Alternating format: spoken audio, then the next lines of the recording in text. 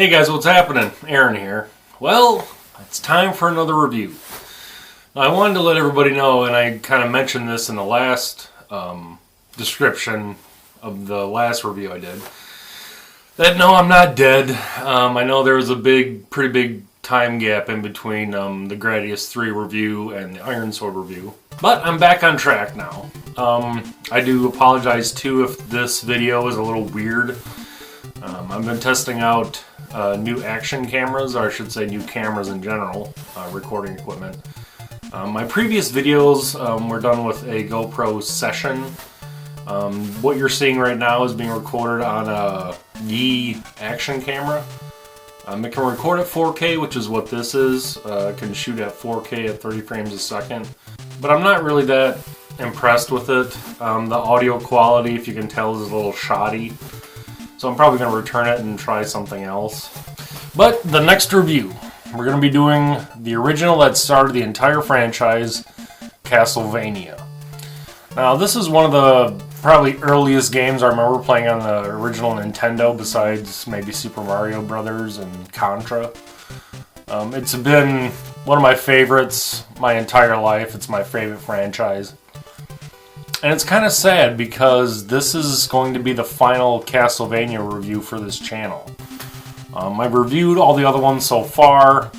Some I didn't review, like Lament of Innocence and Curse of Darkness I didn't review. I never planned on it.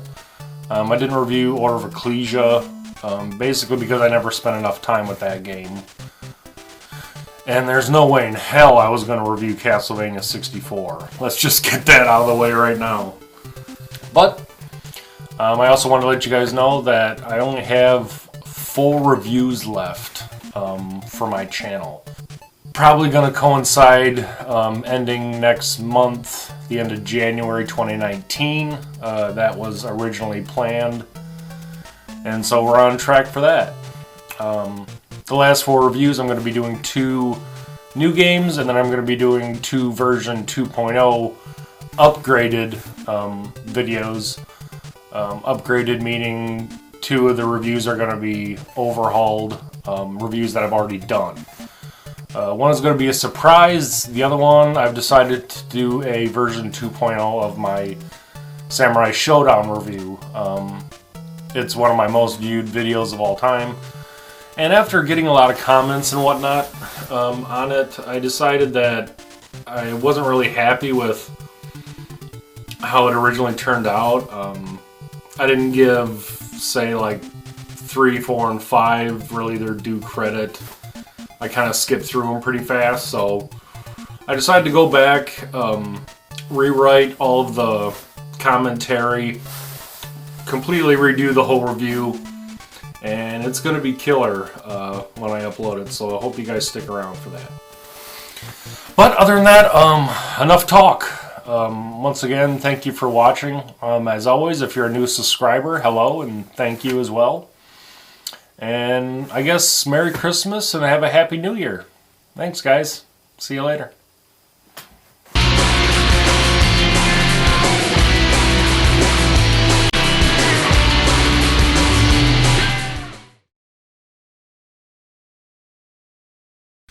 Oh my God, is it really time? No! No! I don't want to. If I do, then it means that this is the last Castlevania game I'll ever be reviewing. But you bet your ass that I saved the greatest and best for last. Well, let's say second best to Symphony of the Night. The original granddaddy of my favorite game series of all time, and one of the greatest franchises ever created. Castlevania. Released here in North America way back in 1987, when I was just 6 years old, this game instantly became a classic, even when we were kids. Everybody had this game, okay? Everybody! When you made a new friend and you were both gamers, you'd always ask, what games on the NES do you have? Whatever they listed off, as long as they said Castlevania, then you knew you were going to be good friends for a while. Much like other massively successful games I've reviewed before, this is going to be awesome. The amount of times I've played this game and the memories I have associated with it are endless. Just trying to guess off the top of my head, I've probably played it maybe 2,000 plus times. No shit. We used to play and play and play for hours as kids. While an overall pretty simple game, it was the original, and it set the stage for the entire series. I hope I do it justice. Originally released by Konami in Japan in 1986, Akumajo Dracula, as it's known across the ocean, wasn't groundbreaking in its premise nor its content. It pulls from multiple sources such as classic monsters, Greek mythology, Roman Catholic history, and a few other sources. It's just your basic good versus evil plot, and back in the 80s, this type of genre was all over the place. In movies, in games, books, board games, etc. So what was it then? Why this game? What was it that cemented this game into our brains for the rest of our lives? I'm not entirely sure, to be honest. Perhaps we'll find an answer later on. The storyline, being an NES game that isn't an RPG, isn't anything crazy. You take the role of Simon Belmont, descendant of the legendary family of vampire hunters. Taking place in the year 1691 in Eastern Europe, Dracula is resurrected every 100 years. And it's up to Simon Belmont to drop his ass and save the day. So you grab your trusty whip, the fucking vampire killer, and set off. Honestly, I don't think anyone from back in the 80s can ever forget waltzing up to the castle's main gate. Yes? The game features 6 areas spread out over the castle grounds and within the castle itself. These areas are varied in their environments and are packed to the gills with all sorts of enemies. Some, rightly so, are legendary as well at this point. Little motherfucker. We have bats, skeletons, knights, fucking berserkers, everything. Yes, you didn't really think I'd mention the enemies in this game without mentioning probably the most infamous enemy, I think at this point, that Konami ever came up with. The motherfucking Medusa heads! If there was such a thing as PTSD in early childhood caused by a video game enemy, these fuckers would take the cake tenfold. On the graphics side, being an early NES game, things look pretty good. I mean, you can't expect the world here, kids. Konami did a fantastic job with creating the right atmosphere for every part of the game. From the outer areas before you even enter the castle, to abandoned waterways, to the upper parts of the castle, it all looks great. And real, and makes sense.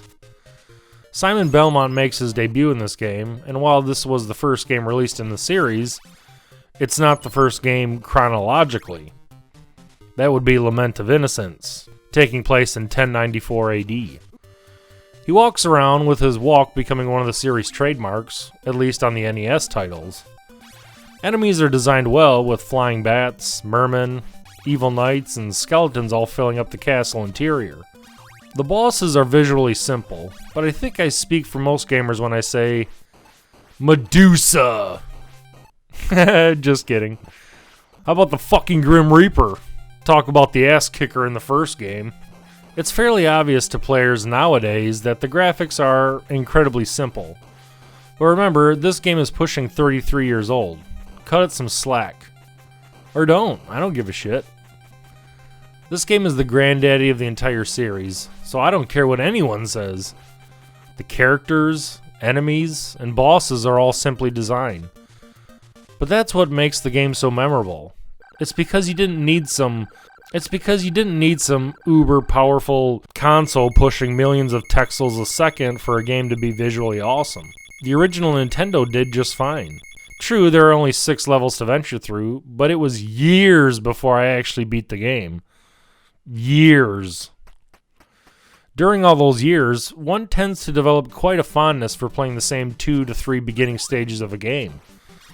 Castlevania is no exception. If you look at the majority of the game's maps, the overall design is very blocky, with long halls and multiple sets of stairways to give the player the feeling of scale and depth and incredible heights. Even when ascending the grand staircase towards the final battle with Dracula, you feel like you're thousands of feet off the ground.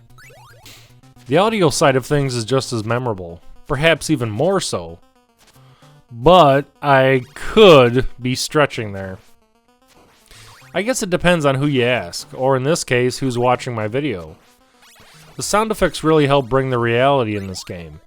From the sounds of Simon's whip smashing candles, to bricks falling and crumbling walkways. The soundtrack cannot be overlooked, even for a second. From the opening part of the game, outside the castle itself, the music is insane from beginning to end.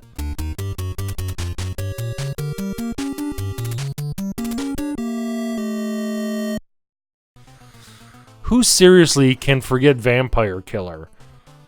Or Wicked Child? Or hell, even the frickin' music that plays when you clear a stage? This is what a legendary soundtrack on the NES sounds like. Ask anybody. Overall, Castlevania is, well, it's beyond a classic. It's beyond being just a popular NES game. It's legendary at this point, as are many of the following games in the series. This was back when Konami actually produced great quality games, and it shows. Not so much anymore. I mean, back in the mid-80s, they had Castlevania, and Contra, and Metal Gear, and Gradius, and Teenage Mutant Ninja Turtles, and shit! We're talking about one of the original great game development companies. Sadly, the original Castlevania has never been overhauled in HD.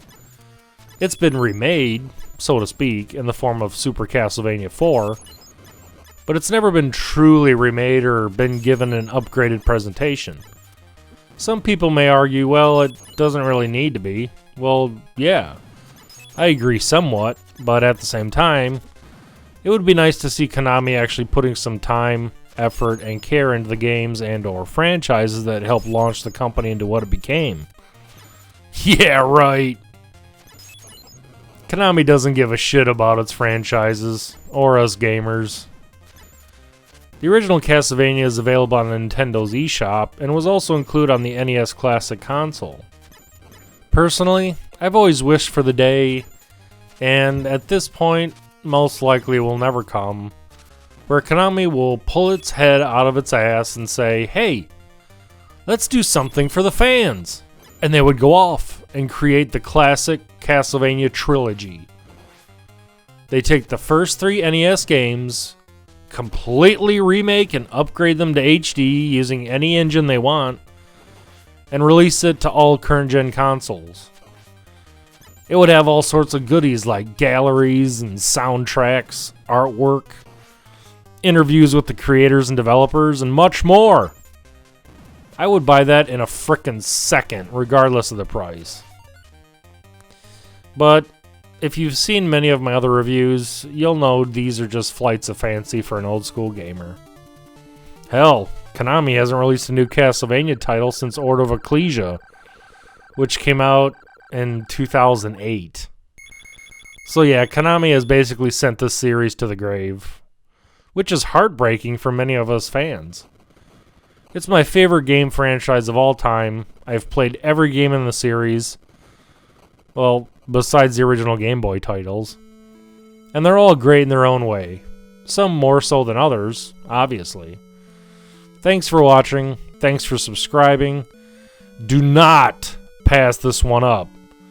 It created one of the best franchises in gaming history. Go check it out.